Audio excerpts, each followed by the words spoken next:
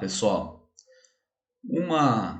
Um fato conhecido na matemática, né, é que quando a gente pensa numa reta e nessa reta a gente vai convencionar uma origem onde a gente identifica o ponto com o número zero e aí a gente define, né, uma unidade padrão.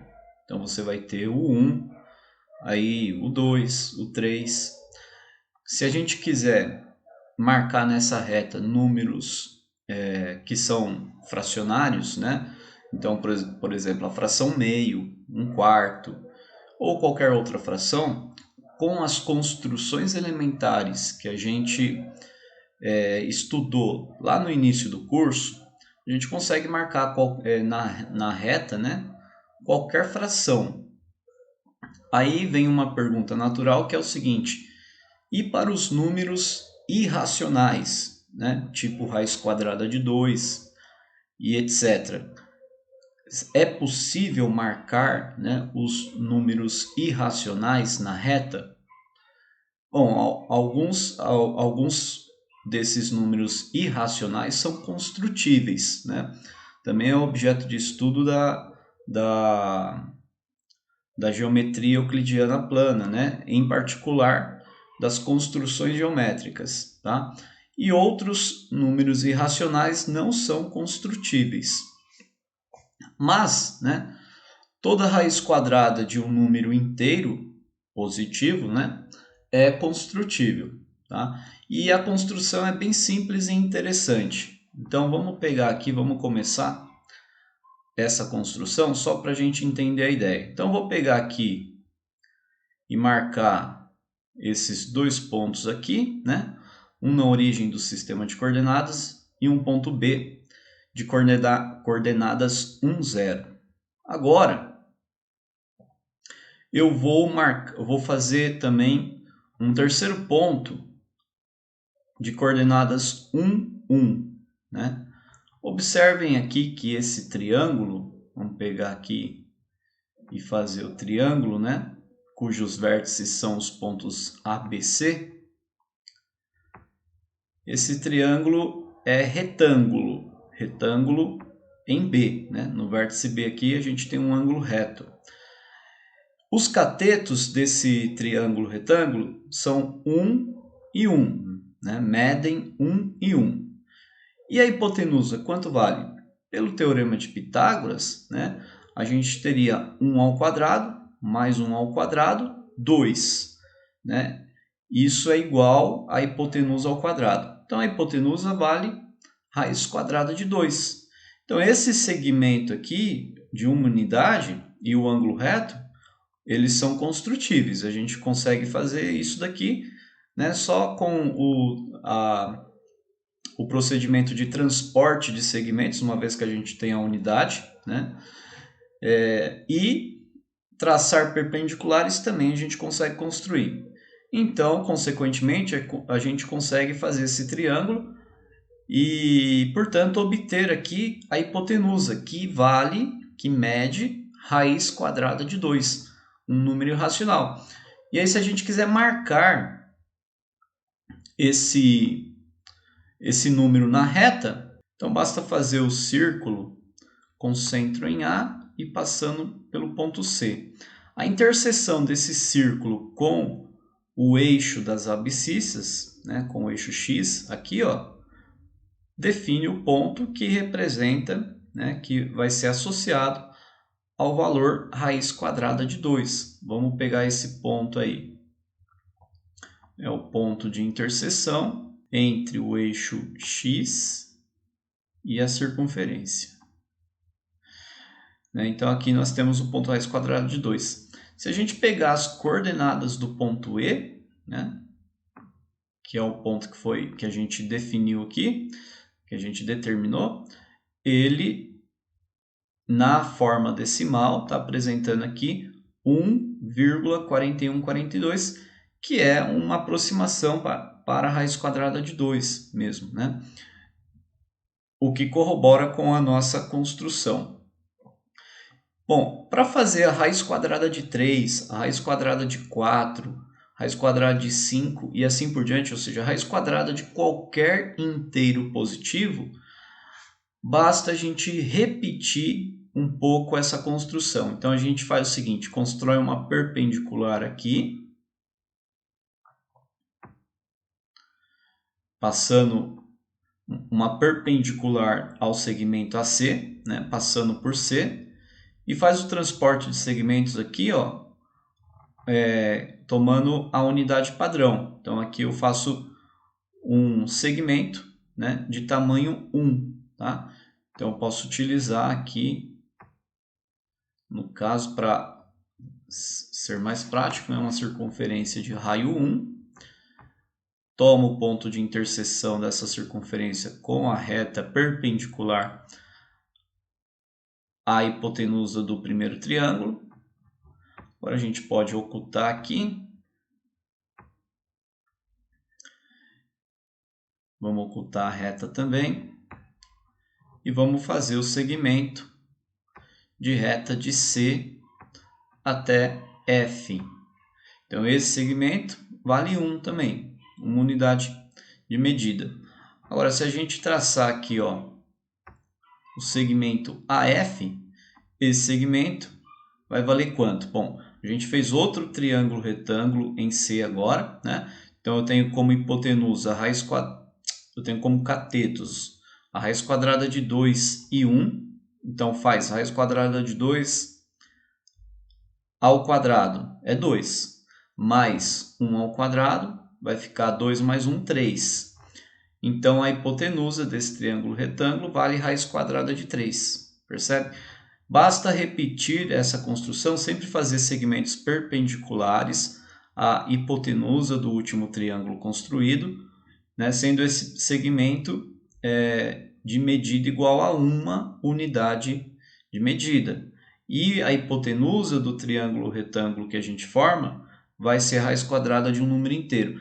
E essa construção vai passando, né, pela raiz quadrada dos inteiros sucessivamente. Então a gente começa aqui na raiz quadrada de 1, que é 1 mesmo.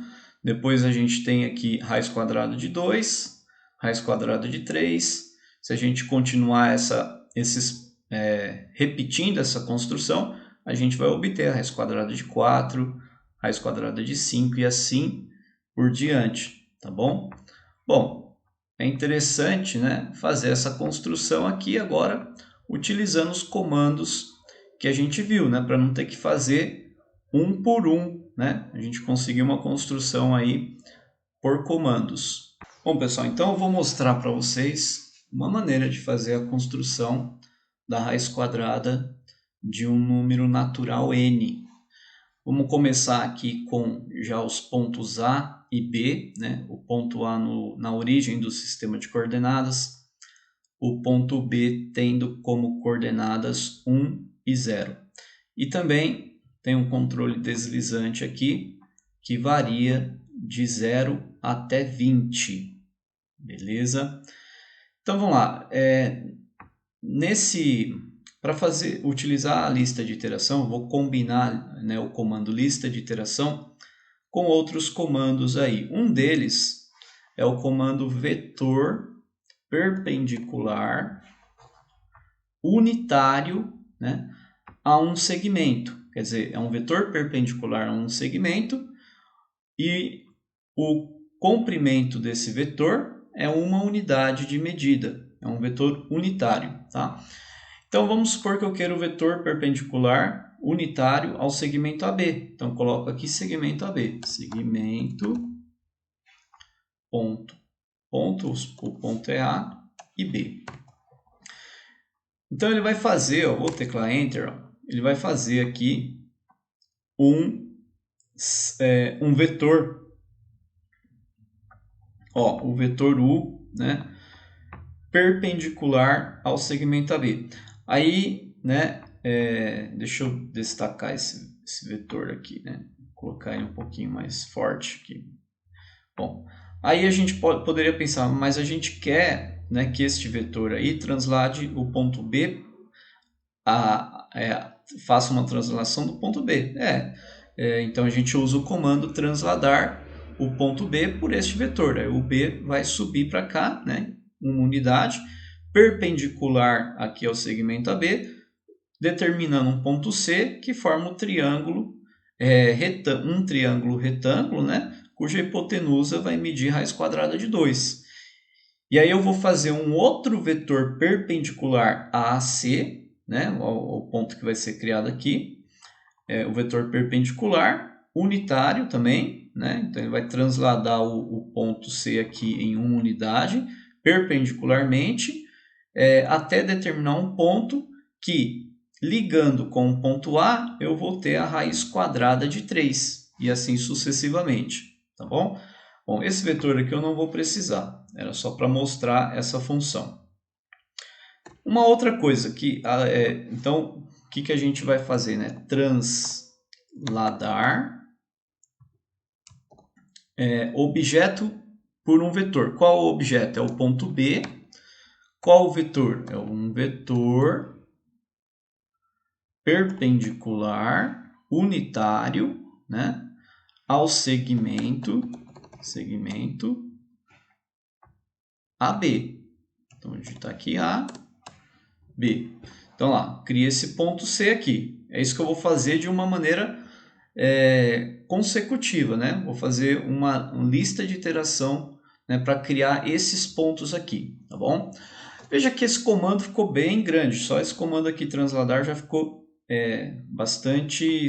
ocupou bastante espaço aqui da linha de comando. Uma maneira de fazer a mesma coisa, fazer transladar, né? Uma maneira de transladar o ponto B por um vetor, em vez de usar o comando, a gente pode simplesmente digitar B mais o vetor, né? Ajuda um pouquinho. Então a gente pode tirar o comando transladar aqui, ó.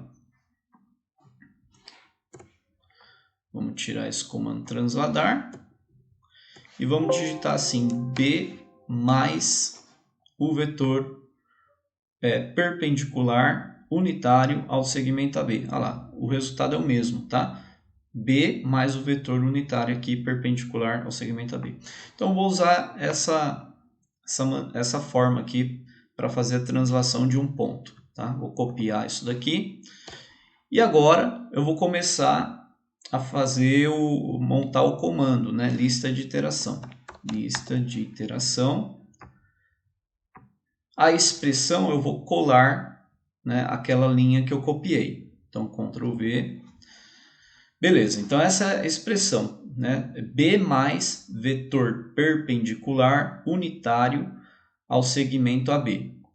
O que acontece nessa expressão? Precisa ter uma variável. Qual vai ser a variável? Como eu estou criando uma lista de pontos, é importante sempre ter em mente o que essa expressão retorna. A expressão retorna um ponto, que ela vai transladar o ponto B e o resultado vai ser um ponto. E depois a lista de iteração vai pegar esse ponto e vai aplicar na variável de novo e vai repetir esse processo, tá? Então, qual é o ponto aqui que vai variar, né? Que vai mudar? Então, eu começo aqui no ponto B, mas eu vou produzir outro ponto aqui. Então, no lugar do ponto B lá, né, eu vou colocar a variável. E o B vai ser o nosso valor inicial para esta variável, tá? Então, no lugar de B, eu escolho aqui uma variável. Vou colocar x maiúsculo. Lá no outro B também é a variável. Beleza. Aí, para variáveis, a gente só declara o x maiúsculo. Para os valores iniciais, a gente declara B. Vai começar com o ponto B. E a contagem, né, eu vou declarar o nome do controle deslizante que eu criei ali, que é N. Então, olha só. Esse comando faz o seguinte.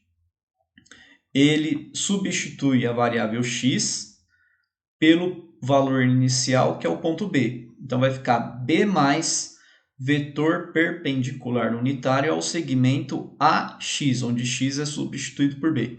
Então, eu tenho o segmento AB, vetor perpendicular unitário, transporta o ponto B por este vetor. Vem para cá. Aí ele pega esse ponto na próxima iteração, ele pega esse ponto e joga para cá. porque ele vai ter um vetor perpendicular sempre aqui, ó, formando um segmento com ponto A. Então, este ponto com ponto A. Vetor perpendicular, então ele traz o unitário, né? Traz para cá. E assim por diante, tá bom? Vou teclar Enter aqui.